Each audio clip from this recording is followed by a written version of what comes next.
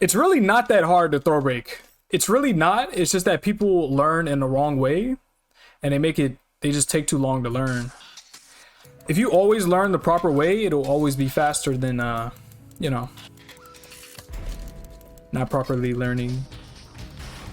Let's do this real quickly. Okay, so first off, you want to get a character that has, well, it honestly really doesn't matter, I guess, if you really don't, you know, if you really don't want to get in depth with it, but you want a character with all 3 command breaks. That's only like so what he did there 4 or 5 characters. It's 100% 50-50. Is that like a 50% of the time works every time? Sario, thank you for the follow. Yeah, there's only like 4 or 5 characters in this game that have like all command throws. Only 4 or 5 out of 32 characters. So, I mean, like I said, it's not that important to do a character with all 3 breaks, but it's very nice to do that. Because you never know when you'll face Jack 7 or Jack 8 or Dragunov or whomever, you know. Get ready for the next battle. You mean the answer isn't struggle for 7 years? No. No. Let me turn on command history as well. How do you learn the wrong way? So to learn the wrong way, the break grabs is to literally go into practice mode. Put on this throw. Put on a 1+2 throw. Put on a 2 throw. And to put on a 1 throw. This is the wrong way to learn.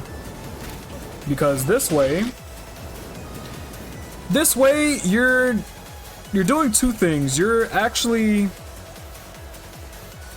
not reacting to the throws, because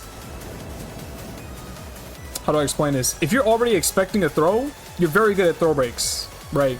But in a real match, the other person's using a lot more moves than just throws. So if you're only practicing against throws, they only have throws, you're gonna be bad at throw breaking in a real match for a long time still. On top of that, like, as soon as you start off trying to throw break, you have all 3 throws on, like, you're just gonna get thrown over and over for like a long time. A long time until you start noticing, you know? So the right way to learn throw breaks is to put on a 1+2 throw. I don't think that's 1+2, but we'll see. Yeah, to put on a 1+2 throw. This is what we'll call level 1. 1+2 and either a 2 break or a 1 break. So you only have 2 throws on right now. You only have 2 throws on. And what you're doing, you're just trying to pay attention to their hands. You're just trying to pay attention to their hands. 1+2 throws. He moves his arms backwards first. 2 throws, he just throws his arm out there. As well as 2 throws have slightly more range than 1+2 throws. Ever so slightly more range. It's also another tell. But you want to put on the throw that you can't break the easiest. That's what you want. Or better yet, you can put on the throw that's easiest for you to break, right? And then after you get used to that, right, you want to do the 1 throw or the other throw that's harder for you to break. In this case, for me personally, I think that 1 throw, the 1 break is a lot easier for me to break because it's a very different from breaking the 1+2. The animation for 2 and 1+2 is it's a lot more similar than 1 break and 1+2. That's just my opinion, and that's because I'm on 2P as well. So his hands is like covering his other hand when on the 2 break. Then after that, after you're done with this, you feel like you're comfortable breaking just 2 throws at the same time. So what he did there is a mix-up. It's 100% 50-50. Is that like a 50% of the time works every time? Dark Raging, thank you for the follow. You can also look at the shoulders and the back. when the opponent is on P2. Yeah, that as well. You can look at their head as well. Their head also has a tail to it. But after you're done with like 2 breaks at the same time, you feel comfortable, yada yada. Put on a snake edge to make sure that you're not cheating. You're actually reacting to moves. So you have only 2 breaks on. So I have a 2 on a 1+2. Then I also have a snake edge. So just in case you might snake edge. Just in case you might snake edge or something, right? Let me turn counter it off. Make it easier. Just in case he, you know, snake edges or something, I'm not like pressing a button when he does a snake edge. And you're actually paying attention to which move he's doing, you know? You're not just like sitting there and, oh, he's only going to do grabs the whole time. Let me just break 1 or 2 or 1+2, you know? You actually got to pay attention. Pay attention to the game a little bit. You can't just sit there and just go to sleep on a wheel. And that's what we'll call level 3. That is level 3. Wait. No, that's level 2. That is level 2. That's what we'll call level 2. I already confused myself. And after you're done with that, right, you want to do all 3 breaks plus the snake edge. Wait, no.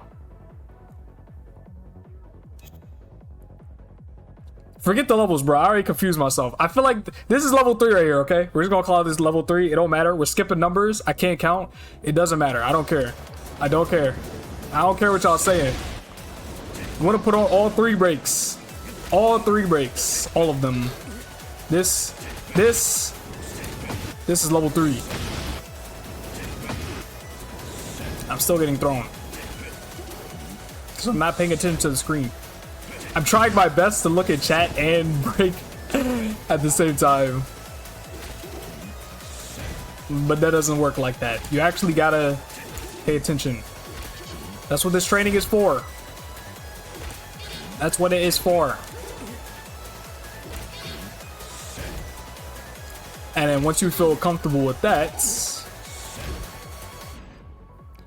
here's the final level. Here's to go even further beyond. Level 10. I can't count. I can't count, guys. I don't care. I can't count. Let's, you know, we're just gonna go with it. Level 10. We skipping 5, 6, 7, 8, 9, and number 4, but it don't matter.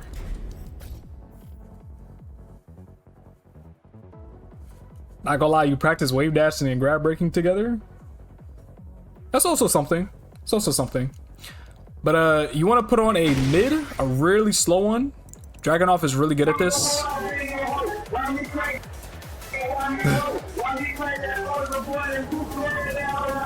Yo! Dragunov is really good at this because he has literally everything. So if he does the mid, you want to just block it. This is to make sure that you're, like I was saying before, actually reacting to the moves. So I'm reacting to the low, I'm reacting to every grab. If he ever does the mid, I'm going to block it. Just like that. And then I just can't break no more. Alright. But y'all get the gist. You get the gist. You know? Breaking King's throw is literally rock, paper, scissors. Is he on random timing? Random timing? I mean, it really doesn't matter. The shuffle timing doesn't really matter.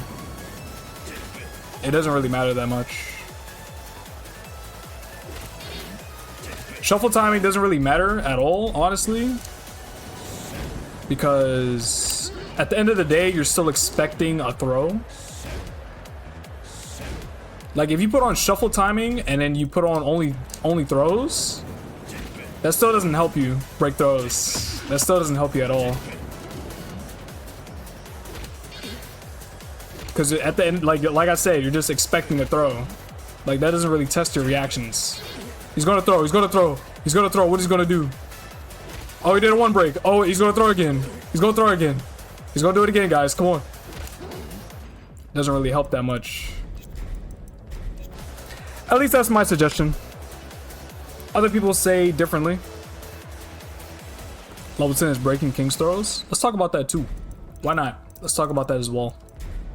And in order to break King's throws, he's a little bit different. Well, actually, any character with a special animation is a little bit different. Like Law as well. Get ready for the next battle. You might have to specifically, you know, put on Law. Go ahead and put on a throw. 1+2 throw. And then put on like a, What's this one throw? Oh, here it goes. Put on the leg throw, right? And then put on a snake edge, probably. Does he have a snake edge? He does. Yeah, put on a snake edge or something.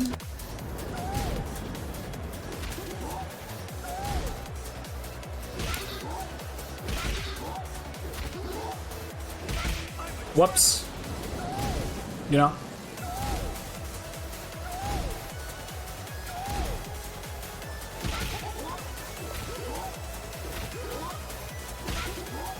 And yeah, you might have to specifically practice against Law for special animations like that.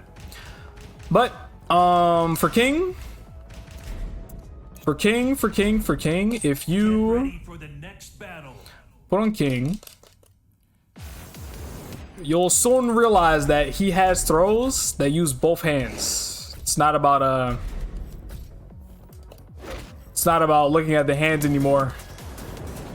It's got nothing to do about that anymore. Whoops. If I can do it. What's up, Monty? It's got nothing to do with the hands anymore. That's so slow. It's so slow. Alright, this is a little bit faster. Whoops. Again?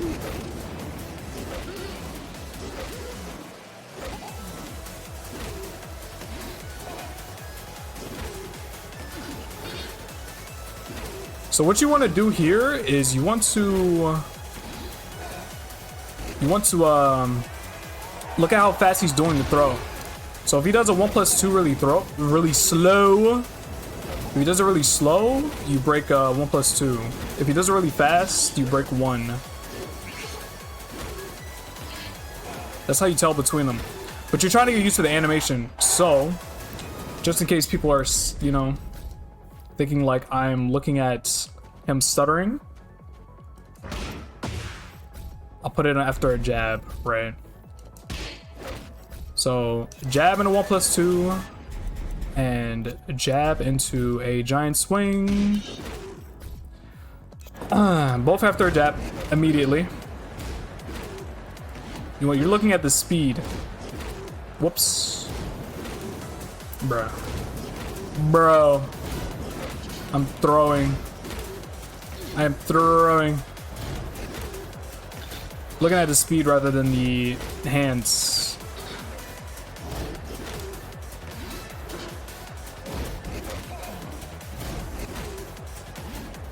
Eventually, it's possible. Because I'm here to tell you that it is. And I'm here showing you right now. And then on top of that, you also have his Shining Wizard. His Shining Wizard throw. So let's say he does Shining Wizard, right? Hopefully I don't mess this up. Man. I'm trying to do an instant Shining Wizard. Here we go. I even got the blue sparks, so it's harder to break. If it's blue sparks, it's always harder to break. You never consider that? Good point. Yeah. So you're looking at the animation and how fast it is. So like this right here, you're still looking at the way that he's throwing you. You're still looking at the way that he's throwing you here. If he stutters in between, like this is if you're getting, this is like if a king dashes up on you, right? If he stutters in between his input, it's a giant swing. If he doesn't stutter, it is a 1+2. That's all there is to it. Whoops. It's really hard to like notice at first, but it's possible. It is definitely possible. And then let's say Let's go even further beyond. Let's say he does, you know, the regular old schmegular, this, you know, down forward one at a giant swing, or like, oh, what if he does a shining wizard after down forward one? Whoops. Right? So that was the perfect input. That was literally just perfect. I couldn't have done it any quicker. Same concepts. If he does it in 10 frames, like extremely fast, too fast for you to even like see, it's a one break. And if he has like a little small pause in between, it is a 1+2. Whoops. I'm a little bit tired, guys, so give me a second.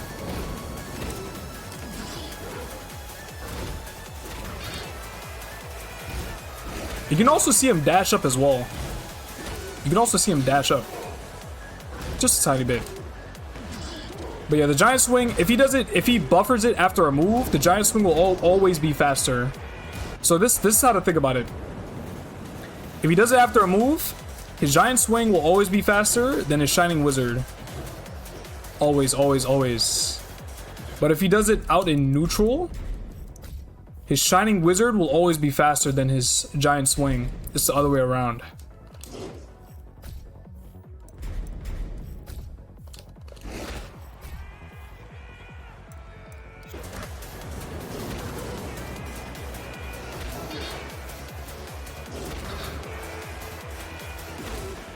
Always. If he does it in neutral, his giant swing is slower. If he does it after a move, his giant swing is always faster. Whoops.